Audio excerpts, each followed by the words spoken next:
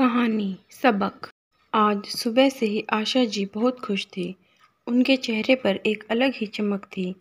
आशा जी को इतना खुश देखकर मोहन जी भी बहुत खुश थे और उन्हें अंदाज़ा भी था कि आशा जी इतनी खुश क्यों हैं। आशा जी को ऐसे चहकते देख मोहन जी के चेहरे पर भी एक मुस्कान छा गई। अजी सुनते हो जी, इस बार की दिवाली बहुत ख़ास होने वाली है क्योंकि बेटा बहू भी आएंगे और बेटी दामाद भी। ओह अच्छा, मुझे तो पता ही नहीं था। मोहन जी ने आशा जी के साथ मजाक करते हुए कहा। आप भी ना इस उम्र में भी मजाक करते रहते हो। अरे पिछले 10 दिनों से तो यही सुना रही हो और मैं यह भी जानता हूँ कि उन सब के आ जाने के बाद आप तो मुझे बिल्कुल ही भूल जाएंगी। मोहन जी ने बड़े ही प्यार से आशा जी के सवाल का जवाब दिया। हाँ हाँ क्यों नहीं, जब मेरे पोता पोती नातिन आ जाएंगे तो मेरे पास किसी के लिए समय नहीं रहेगा। जो बात आपको मुझसे करनी है अभी पहले ही कर लीजिए।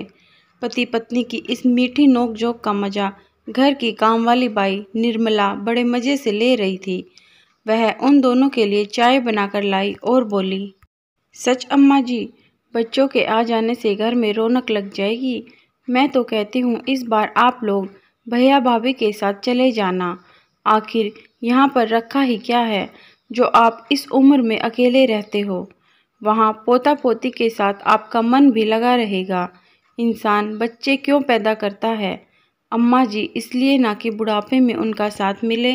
निर्मला के ऐसा कहते ही एकदम से मोहन जी और आशा जी का चेहरा बुझ गया। थोड़ी देर पहले जो चेहरे खिलखिलाकर हंस रहे थे उन चेहरों पर एक मायूसी छा गई। ऐसा लग रहा था जैसे निर्मला ने उनकी दुखती रग पर हाथ रख दिया। मोहन जी और निर्मला जी जानते थे चाहे वह बेटा बहू और पोता पोती पर कितना भी प्यार क्यों न लुटाए, लेकिन वह उनकी ज़िंदगी में फिट नहीं बैठते। इस बात का एहसास उनके बेटा बहू उन्हें कई बार करवा चुके थे। मोहन जी के रिटायरमेंट को लगभग 10 साल हो चुके थे और तब से दोनों पति पत्नी दिल्ली में अकेले रह रहे हैं। इकलौता बेटा साहिल अपनी पत्नी रीना और बच्चों के साथ मुंबई में नौकरी करता था और साल में बड़ी मुश्किल से दिवाली पर ही घर आता। बेटी की शादी हरियाणा के करनाल में हुई थी। वह भी कोई ना कोई बहाना बनाकर माँ बाप से दूरी ही बनाए रखती थी, क्योंकि वह भी कहती थी जब भैया भाभी अपनी जिम्मेदारी नहीं ले रहे तो मैं क्यों इन झमेलों में पड़ूं। मोहन जी और आशा जी बेटा बेटी की सारी हरकतों से अच्छी तरह वाकिफ थे, पर कहते हैं ना, माँ बाप का दिल तो माँ बाप का ही होता है। वह इन सब बातों को नज़रअंदाज करते रहते थे। एक बार जब मोहन जी और आशा जी अपने बेटे बहू के पास मिलने गए थे, वहाँ उन्हें बेटे बहू के व्यवहार से अच्छे से पता चल गया कि वह उनकी दुनिया में फिट नहीं बैठते। साथ ही उन्हें समझ नहीं आता था कि वहाँ रहकर उन्हें करना क्या है, क्योंकि बेटा और बहू दोनों सुबह ही काम पर निकल जाते थे और बच्चों को क्रेच में छोड़कर जाते। बहू ने घर में फुल टाइम मेड लगा रखी थी, वह सारा काम संभाल लेती थी। बेटा बहू ने सारी व्यवस्था ऐसी कर रखी थी कि बाहर वाले किसी की ज़रूरत महसूस ही नहीं होती थी। बेटे बहू के पास जाकर मोहन जी और आशा जी को ऐसा लगता कि वह कहीं बाहर से आए हुए मेहमान हैं, इसीलिए वह दोनों वहां जाने से हमेशा कतराते रहते थे। बेटा बहू बेटी दामाद साल में दिवाली पर ही उनसे मिलने आते थे, इसलिए दिवाली का आशा जी को बड़ी बेसब्री से इंतजार रहता था। मगर मोहन जी हमेशा अपना व्यवहार नॉर्मल ही रखते थे।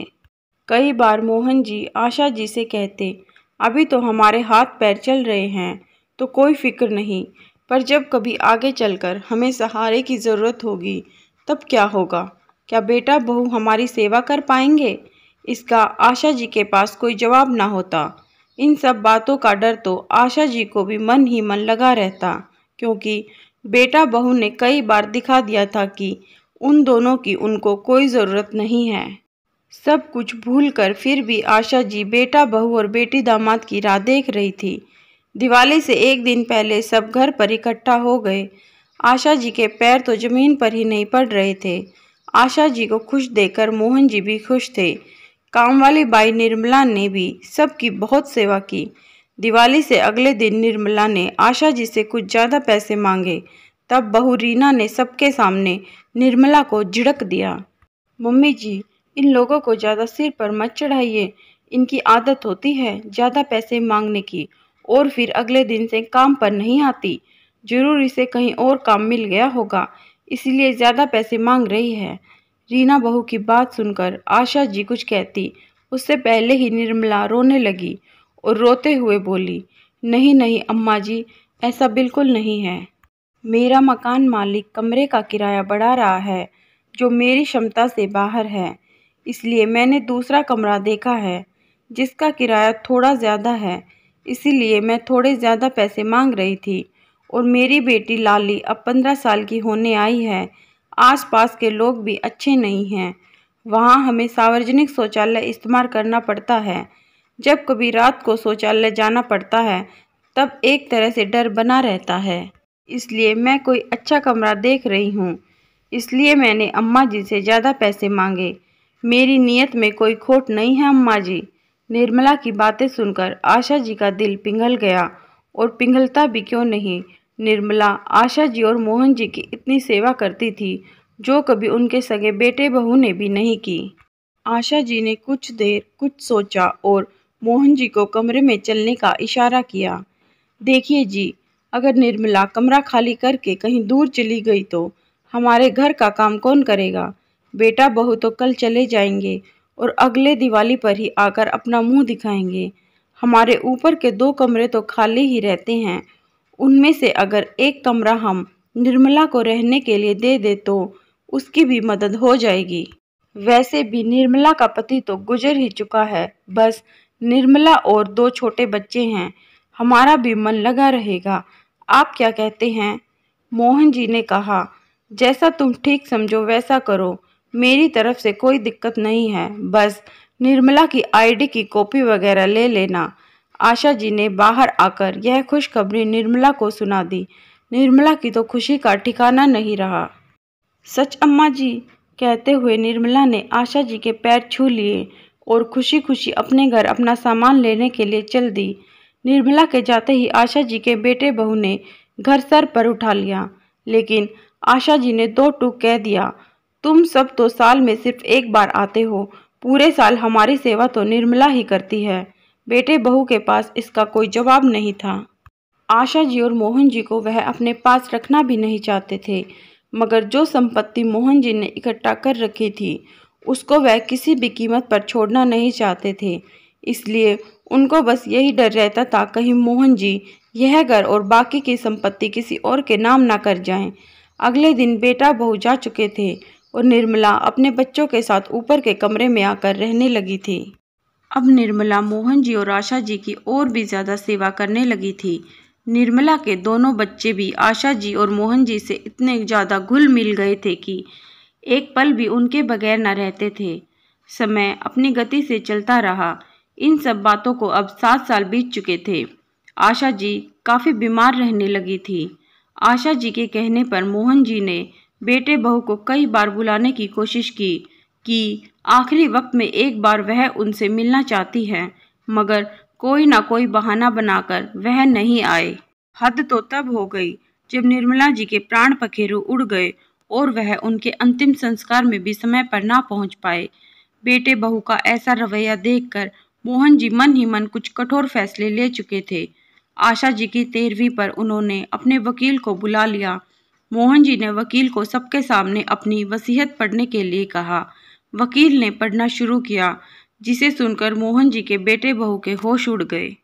वकील ने सबको बताया कि मोहन जी ने इस मकान को छोड़कर अपनी सारी चल अचल संपत्ति वृद्धाश्रम को दान कर दी है और यह बचा हुआ मकान उन्होंने निर्मला के बच्चों के नाम कर दिया है। मोहन जी जब तक जीवित रहेंगे इस मकान के मालिक मोहन जी रहेंगे, उसके बाद निर्मला के बच्चे।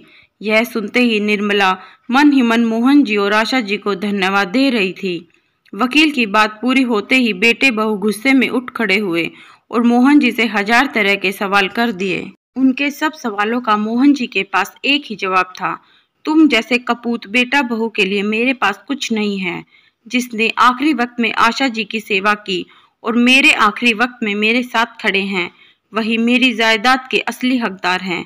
तुम्हारी माँ तुम्हें आखिरी वक्त में देखने के लिए भी तरस गई, लेकिन तुम तो उनके अंतिम संस्कार में भी ना आए। बेटे बहू ने मोहन जी को लाख समझाया, पर वह टस से मस ना हुए और उन्होंने बेटे बहू को दो टूक जवाब दे दिया, तुम जा सकते हो यहाँ से, और मेरे अंतिम संस्कार में भी तुम्हें आने की कोई ज़रूरत नहीं है। जैसे आशा जी का अंतिम संस्कार हो गया, वैसे मेरा भी हो जाएगा। तुम्हें इसकी चिंता करने की कोई ज़रूरत नहीं। इसके बाद बेटे बहू के पास कुछ कहने को ना था। वह अपना सा मुंह लेकर वहां से जा चुके थे। मोहन जी आशा जी के फोटो के सामने खड़े होकर कह रहे थे, ऐसे बच्चों से तो बच्चे ना होना बेहतर। आज मोहन जी के दिल का बोझ उतर गया था। उन्होंने अपने बेटे बहू को सबक सिखा दिया था। दोस्तों, आज का समय ऐसा है, बच्चों को माँ बाप की जायदाद तो चाहिए, मगर माँ बाप नहीं। कहानी पसंद आए तो लाइक करें, शेयर करें, चैनल को सब्सक्राइब करें, बेल आइकन दबाना ना भूलें, जिससे हमारी कहानियाँ सबसे पहले आप तक पहुँचे। धन्यवाद।